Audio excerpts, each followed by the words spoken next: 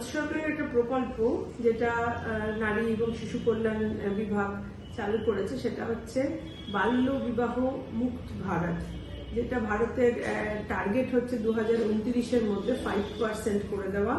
আমাদের দেশের পরিসংখ্যান দেখলে দেখা যায় 2006 অবধি আমাদের দেশে এই রেট ছিল অলমোস্ট 47%। তার মানে ভাবলে অবাক লাগে, মানে 47 মানে 50-এর খুব কাছাকাছি যদি ধরি, মানে 50% মেয়েরা অ্যাডাল্ট হওয়ার আগেই তাদের বিয়ে হয়ে যাচ্ছিল, মানে লেস দ্যান 18-এ বিয়ে হয়ে যাচ্ছিল দেশে।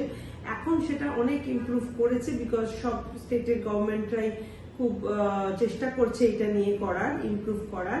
তো সেটা এখন 19 থেকে 21-এর যে লাস্ট পরিসংখ্যান, সেখানে অলমোস্ট হাফ করা হয়েছে, 23% এর কাছাকাছি আছে। কিন্তু এখন আমাদের 5%, অনেক দূর, জিরো তো করতে পারাই যাচ্ছে না, 5% টার্গেট আছে।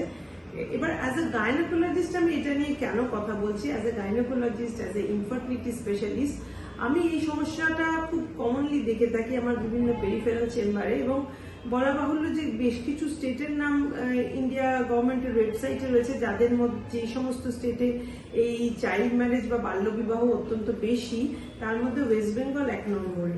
এছাড়া আরো আছে আমাদের এই ইস্টার্ন রিজনে ঝাড়খণ্ড, বিহার, ওয়েস্ট বেঙ্গল, আর ত্রিপুরা, ওদিকে রাজস্থান, আর খুব সারপ্রাইজিংলি অন্ধ্রপ্রদেশও আমাদের দলে রয়েছে। এবার এখন আমাদের as a medical practitioner, as a female, as a gynaecologist, as a infertility specialist, আমার অনেকগুলি বক্তব্য আছে এই নিয়ে, যে এর মানে এটা নিয়ে আমরা ওয়ারিড কেন, দেশ ওয়ারিড কেন।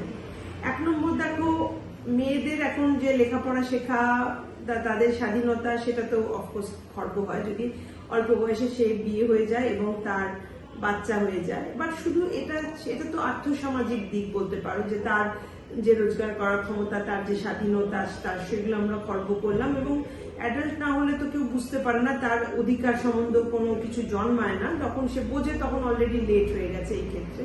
বাট এটার একটা মেডিকেল দিক আছে, এটা শুধু সামাজিক দিক না, সামাজিকের সাথে সাথে একটা মেডিকেল দিক আছে। যে বাল্যবিবাহের অসুবিধা হচ্ছে আর্লি সেক্সুয়াল এক্সপোজার হওয়া মেয়েদের, এবং আর্লি প্রেগনেন্সির চান্স, এবং লার্জ ফ্যামিলি তৈরি করার একটা চান্স থাকছে।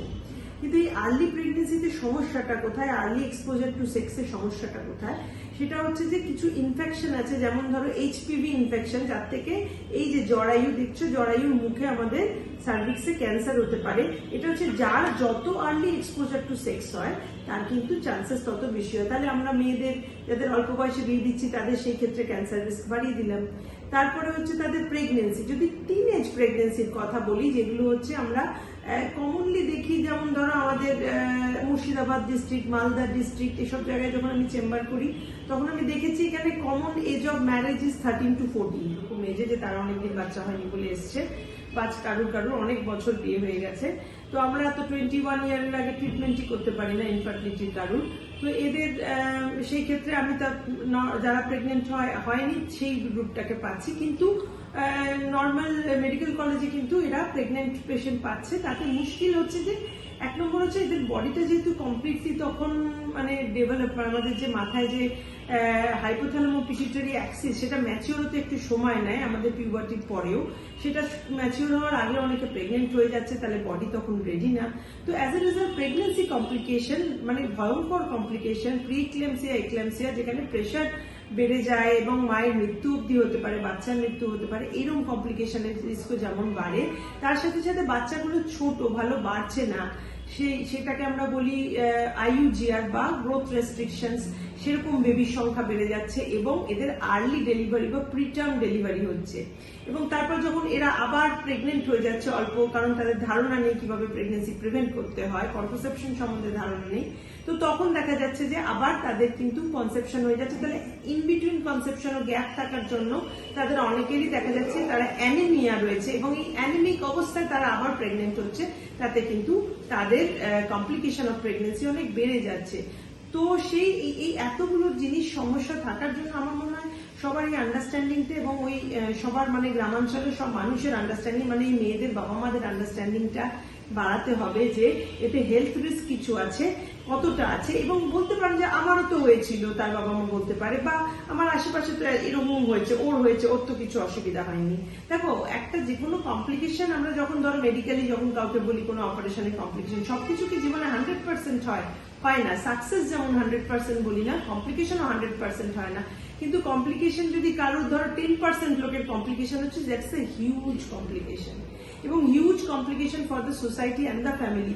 তো এখন ভাবার সময় এসছে যে আমাদের এই মেয়েদের এত আর্লি বিয়ে দেওয়া উচিত না। পড়াশোনা শেখা যেমন জরুরি, কিন্তু এত আর্লি বিয়ে দেওয়া, এত তাড়াতাড়ি প্রেগনেন্সি নেওয়া তাদের শরীরের জন্য কিন্তু প্রচন্ড খারাপ। তো আমরা সবাই অ্যাজ এ সোসাইটি সবাই একটু অ্যাওয়্যার হলে অনেক বড় সমস্যা মেয়েদের কিন্তু আমরা আটকাতে পারি।